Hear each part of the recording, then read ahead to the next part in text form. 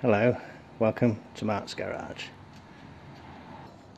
I came out to the garage last night, had to think about it and worked out what my next steps ought to be. I'm going to take the rear axle out and I'll get it set up here with the pinion vertical, and I will do an alignment check on the drive shaft. When I'm happy with it, I'll get it pinned in place.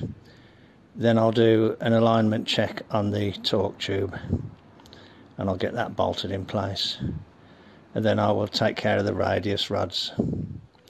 So that's my plan of attack. Okay, I'll get on with it and I'll bring you back when there's more to show.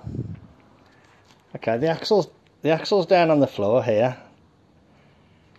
I've took the drums off so that it turns freely, and I've put a spike in the hole there. This is the drive shaft that I shortened yesterday.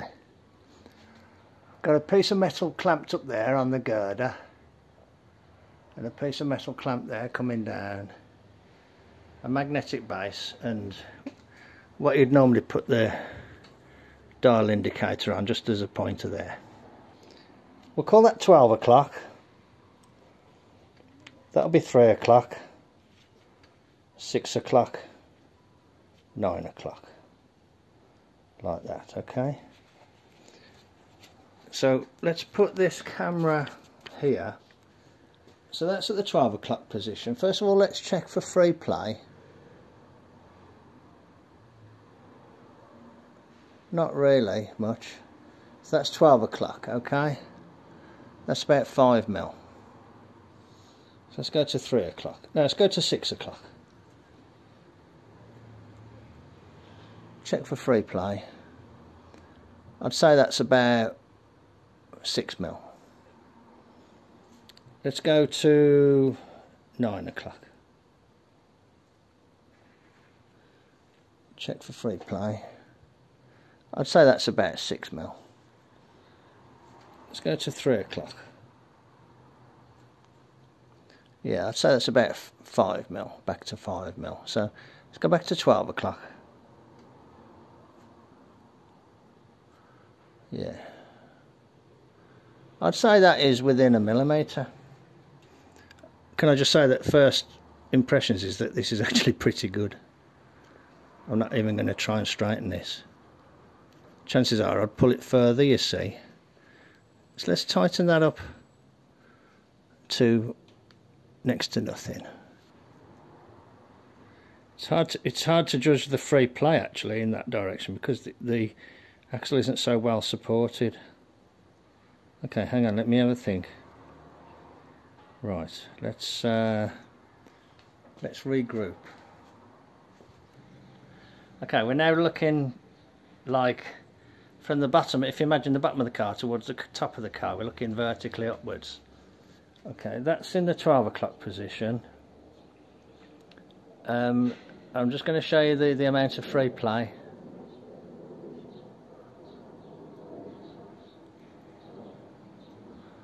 Which is, I don't know, what would you say?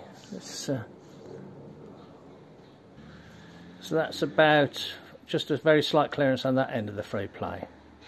And you got that much the other way. So what's that? I'm going to say 3 mil. Okay, that's at 12 o'clock. This is at 3 o'clock. Okay, so that's a similar, oh, hang on. That's virtually just touching with me pushing the shaft to the right gently.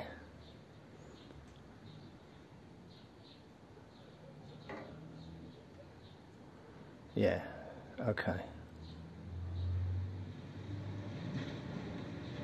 Okay. So where am I going with this?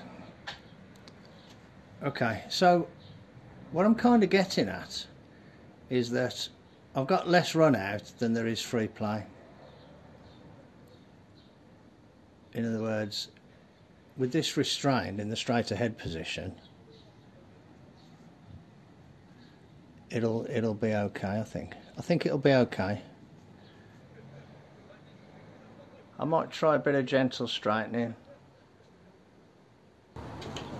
Okay, what I'm going to do, I'm going to get the oxyacetylene. I'm going to put a bit of heat on this side of the tube here. Initially it'll go like that, and then it'll come like this as it cools down. I'm going to cool it with the compressed air. I'm just going to heat a very small spot and see what happens. I've turned this till it's at the biggest gap, and I'm kind of pushing it to the left so that the gap is the biggest. In other words, it's not in the free play, and that is at about the 10 o'clock position, the screwdriver. Okay.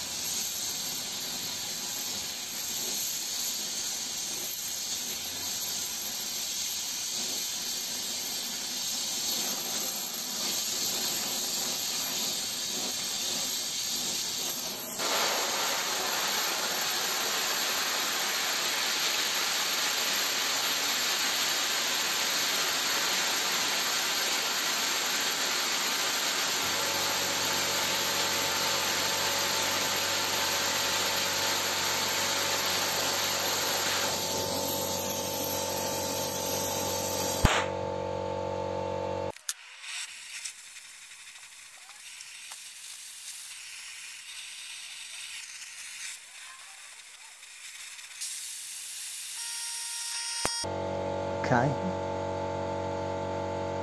That seems to have made any difference. Right, that's 12 o'clock. That's 3 o'clock. That's 6 o'clock. That's 9 o'clock.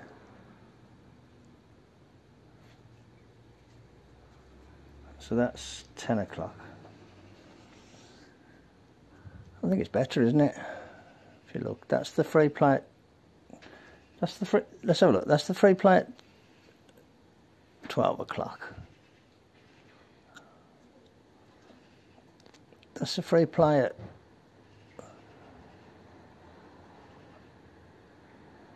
3 o'clock. That's the free play at 6 o'clock.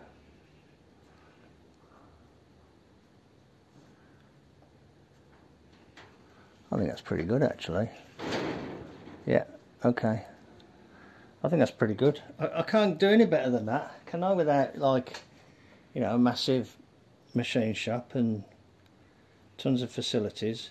And all I did, you can see, I'll show you down here. Hang on. You can see there, look, can you see where I just heated it? I just heated it red hot. Not red hot, just the slightest hint of redness, and then put the compressed air on it. And I did it twice in a similar area, and that, I believe, has just pulled it straighter. Yeah, that's good, isn't it? So that's done the trick. Just a tiny little bit of heat quenching. Okay, right ho. The next stage will be to check the alignment of the torque tube, which is a little bit more kind of open to human, opinion, judgment rather. It's a matter more of judgment than measurement. But let's give it our best shot anyway. Okay, righto, back in a few minutes when I've got set up. Hello, right, I've put the torque tube on. Now it's actually the second time I've put it on. I put the torque tube on and I've put the bearing down there. I don't know if you can see it. I'm quite happy actually that it's aligned okay. When I first put it on, when I tried to rotate it, it was rocking again around a single point here. And I could put a 4 thou feeler in there, but I haven't done any straightening. But what I've done is I've taken my flat file and I took this off and I've dressed the whole surface, just filed it flat, looking for any nicks and burrs and lumps. And I just did the same on that surface there, on that surface there. You can see where it's got a couple of little file marks, just looking for nicks and bumps. And now when I put this down, it just sits down nice and square. It's not riding around a single point. So I'm going to say that that's close enough. So I'm not going to do any straightening. I did do some straightening on a previous video. So if you want to see that, you can see it was actually that torque tube that was seriously out of line, the one that I've just replaced. But I'll tell you what you do. You look to see if it's rotating against a single point. If it is, let's say you decide it's rotating about this point here. So you put a bolt in that one. And you rotate it around that point, and you put a feeler in there and there and there, and you do a little shrink on that side, and then you see what it's like, and then you see where it feels like it's rotating about. But to be honest, this one isn't particularly rotating again about a single point. You can feel it rubbing.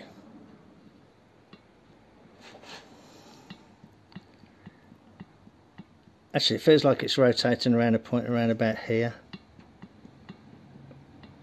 But what I'm going to do, I'm just going to take it off again and just give it a gentle rub with a file there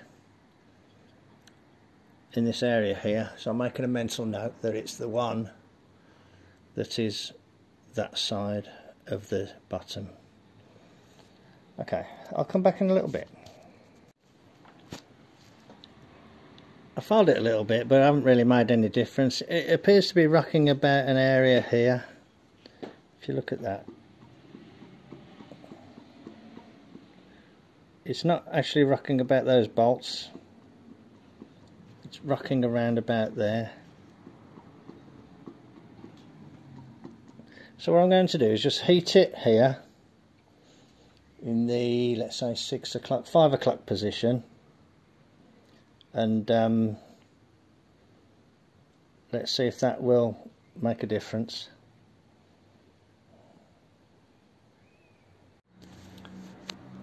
Hello, right, so I've had an attempt at shrinking it on this side, like I said, around about the 5 o'clock position, and it has made a difference, because now when I rock it, it don't rock actually, it's rubbing on the opposite side. In other words, I've tightened it up over here in this area here. That's now tight. So I can still get a feeler in over here,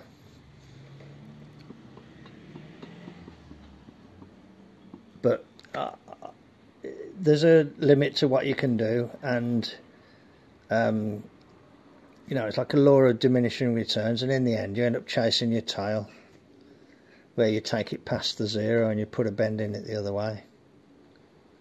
Okay, just heating it with the oxyacetylene and cooling it is much quicker, easier and cleaner than laying MIG weld beads on, which is what I used to do. But I think that's okay now. So let's hope that I've got all the lengths right. I need to do my radius arms, so they will be attaching here and, you know, coming down to there, but very short radius arms. Okay, so it's not good video time watching me think. Although some people do like that, but watch the thought process, but just while I'm sitting and thinking, that's not very interesting, is it? Okay, so I'm kind of happy with this. I think it's better than it was, and better than just bolting it together without checking anything and crossing your fingers. Okay, yeah, so we'll call it good at that then, and I will move on to the next phase. Cheers then, bye. I've put my pin in there, the pin's in, and I've put 2 hose clips around it to retain it, and they are 180 degrees from each other, so that they're not putting an imbalance into anything. And you can actually see the pin just in the gap in between the two. If the pin breaks, the pieces won't come out. Yeah, I've done my best to clean out the torque tube, but it's not great. I'll get a gasket prepared up and get it bolted together. Righto, see you in a bit. I'm looking at the radius rods, and I think moving the thing from here to here was a good idea, because it meant I haven't had to shorten them by too much. What I've done is I've bolted this one on, and then I turned this around so this wasn't in the way, and then I pulled it down here to bend it to the right, so it's pointing in the right direction. I didn't heat it or do anything, or I saw Matt do like pie cuts on it a bit the other day at Iron Trap, but not necessarily. Just grab it and bend it. Yeah, make sure it's bolted well on, but just grab it and bend it. Get it pointing in the right direction. Then I've trimmed this one off to length, and it's just kind of touching naturally. I've tweaked it back and forth, and that's just quite naturally sitting there now. This is getting to be a fair bit bigger now than that, so I've kind of cleaned this all around, thinking that it will be welded all the way around, you know, and filling in the gaps. So I didn't try and bend, that is what I'm trying to say. I didn't try and bend this piece in the same line. This is as it was before, which is a little bit bent from standard, because I bent them before when I shortened them originally for the 32. So that is ready to be welded now, so I will get a couple of good tacks on that, and then I'll take it off and weld it properly, and then I'll repeat the job for the other side. Okay, righto, I'll bring you back when there's more to show.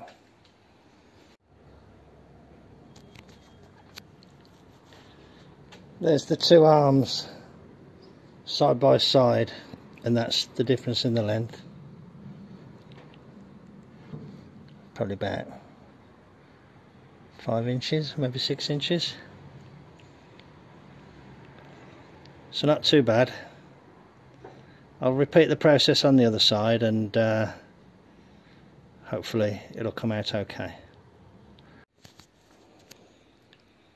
That's back in place. Bolt just slipped in nice you know, nice and easy, no problems. I'll give the weld a little bit of a wire brush. I didn't grind it, and I'll do the same on that one as well. It looks a bit better, doesn't it? So there we are, there's my axle. It just needs a quick coat of paint on there and where I've welded it. A gasket, bolting up solidly, greasing up, putting the bearing in and the speedo drive. That's ready to go back in. Had a good session today. Righto. I probably won't start trying to fit the axle because it tends to I tend to ache too much when I do too much. Okay, so I can see a way forward now, so that's all. Oh, well, no, there's a lot more to do, isn't there? I know a lot more. Let's have a think. Okay. Right. So, while that is ready to go back in the car, what might be worthwhile doing before it goes back in the car is to look at brake pipes, because I need to weld a tab onto this to accept the brake pipe from the chassis. I need to look where I can locate a pipe on the chassis. Maybe I will put it under the car. Okay, you don't want to hear me thinking out loud. Righto, thanks for joining me in the garage then. Take care, and I'll catch you on the next one. Bye. I had a thought last night that what I want to do is locate a position on here where I can put a bracket for the brake pipe. Now, I could sling the whole axle under the car, but it is rather unwieldy and clumsy. So what I was just thinking I might do is actually just unbolt the torque tube and just go underneath the car with the torque tube and kind of hold it in place, and then look to see a suitable position for the brake pipe. Hello. I need to rework my brake hose. My brake hose used to come straight out of there, straight onto the torque tube, but I can't do that now. So what I want to do is just get a location on this torque tube where I can attach the hose. So what I was thinking is that I'd utilise the battery carrier, because it's all fixed to the body and subsequently to the chassis. I thought I would use that to anchor the hose. So you can imagine if that had a little right angle bracket on it there like that, I could just have a pipe coming from the brake cylinder across here into it like that, and then I'm sort of doing it one-handed, but then that could then come to a little bracket that's welded onto there, couldn't it? So a little simple angle bracket out of angle iron there, and then another little bracket there. So I just need to put a little mark on there, which I've just done. So I'll just put a mark there with my pen. Whoops. That's where the blade of the bracket needs to stick out like that for the pipe to go in. And then another similar one there. Okay. Nothing too difficult. I wanted to just do that because I want to clean this and, you know, get it all looking a bit better, but I needed to know where that ought to go. Righto, back in a bit. I've welded the little bracket onto there to take that, and I've welded that bracket onto there to take that, and I've painted the I've painted the torque tube. I've done that up tight, I've done those up tight, and I've done these up tight. So this is all installed now. That's clipped onto there, and that's clipped onto there. So I need to have a pipe from there down to there, I've made a little bracket that will get welded to the battery tray of the car. I guess it's going to be easier for me to do the brake pipes here than it would be under the car, so I'm going to do the brake pipes next. You can imagine that one going from there round down to there, and this one just coming down there. So yeah, let's get the brake pipes done. I'll bring you back when there's more to show. Okay, I've made new brake pipes. This one was the most awkward. This one was relatively easy. I've left plenty on them so that they aren't all stressed up. And I've tried to do them so they're not in the way of the bolts. If you were trying to undo the bolts, the union is there. A little jump pipe there. And this one comes up across and in. I wish I'd have bent that one a bit higher up, but at the end of the day I wasn't going to straighten it out and rebend it because I just don't want to keep bending and bending and bending, so I've kind of got it in there. It's okay. I've put these in here, so other than preparing the bell piece that goes in front of it and some gaskets and things, I'm kind of in a position where I could consider fitting this axle. Hello, I've just loaded that up with the EP00 grease. And I made a right mess, but anyway, hey ho. All you can do is kind of daub it on. There's a greasing point under here, which I can use to put some more grease on it. Hello, look up there, look. The axle is in and the torque tube is bolted to the back of the overdrive. It's a bit of a struggle single-handedly, but I got it to a line and it's pulled up okay. So that's quite a milestone. The axle built, everything in, all greased up.